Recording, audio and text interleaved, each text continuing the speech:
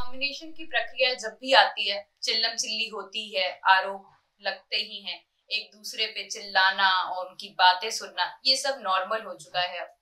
पर इसी बहाने हमें सुम्बुल की आवाज सुनने को मिल जाती है, क्योंकि पूरे शो में तो वो हाँ ऐसा नहीं है, मुझे ऐसा नहीं लगता, बस इतना ही बोलते हुए दिखाई देती हैं। लेकिन जब नॉमिनेशन आता है तब सुम्बुल की आवाज एक्चुअली में बहुत तेज हो जाती है, और अगर वो पूरे एपिसोड में इसी तरीके से अटेंटिव रहे तो उनकी जो पर्सनालिटी है वो बहुत ही ज्यादा खिल के बाहर आएगी। उन्होंने जो आरोप प्रियंका पे लगाए हैं, उन दोनों के बीच में क्या भसड़ हो गई है, अचानक से क्यों बार बार इनके बीच में लड़ाइयां हो रही है, आइए जानते हैं मेरे साथ यानी एडिमा के साथ ओनली ऑन टेली खजाना। तो नॉमिनेशन की प्रक्रिया चालू हुई है और इस बार एक नहीं, हर सदस्य को 2 लोगों को नॉमिनेट करना है, और शायद निमृत का कुछ स्पेशल पावर होने वाली है। ऐसा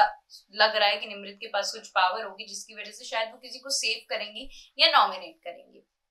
नॉमिनेट करते हुए तो वो प्रोमो में दिखाई गई हैं कि वो निमृत प्रियंका को नॉमिनेट कर रही हैं। अब जब 2-2 लोगों को नॉमिनेट करना है तो सुम्बुल ने पहला नाम प्रियंका का लिया है और बोला है कि आप लोगों के इमोशंस का मजाक उड़ाती हैं, आप लोगों को नीचा दिखाती हैं, और वो भी बहुत ही ज्यादा एग्रेसिव होके बोला है। अचानक से बहुत ज्यादा एग्रेसिव नेचर उनका देखने को मिल रहा है और वो प्रियंका के पीछे पड़ चुकी हैं बहुत अच्छी तरीके से, क्योंकि वो जिसकी संगति में रह रही हैं वो है निमृत। तो अगर सुम्बुल नहीं देख पा रही है, सच्चाई नहीं देख पा रही है, दूसरे लोगों के बारे में समझ नहीं पा रही हैं, क्योंकि वो ऐसे लोगों से ढकी हुई हैं जो उनको पूरे टाइम अपना पर्सपेक्टिव एक फैक्ट की तरह प्रेजेंट करके उनके सामने रख देते हैं और वो उस चीज को रट लेती हैं कि हाँ ऐसा ही है, और अपना खुद का ओपिनियन नहीं बनाती हैं।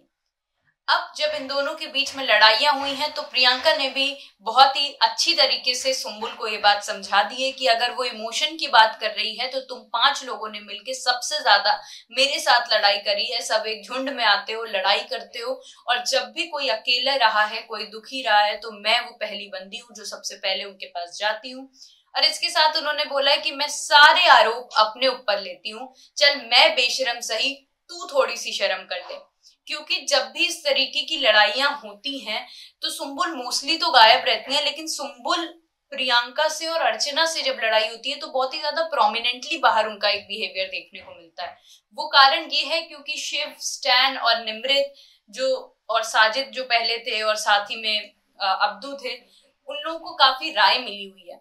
सुम्बुल को वो ग्रास्प करती रहती हैं, जो जो उनके पास इंफॉर्मेशन आती है बात करती रहती हैं उन्हीं लोगों से। कभी भी उन्होंने दूसरे लोगों से तो इंटरैक्ट किया ही नहीं है, तो जायज सी बात है जो बात सुन रही हैं वो बात बोल रही हैं, और उन्हें ये नहीं समझ में आ रहा है कि बिग बॉस का गेम है, लोग भी देख रहे हैं कि किसने किसका साथ दिया है, किसने किसको नीचे दिखाया है। और Sumbul, it's a very right time, 2 हफ्ते या 3 हफ्ते बचे हैं कि अब आप जाग जाइए, और जिस तरीके से आप नॉमिनेशन के टाइम पे अपना ये रूड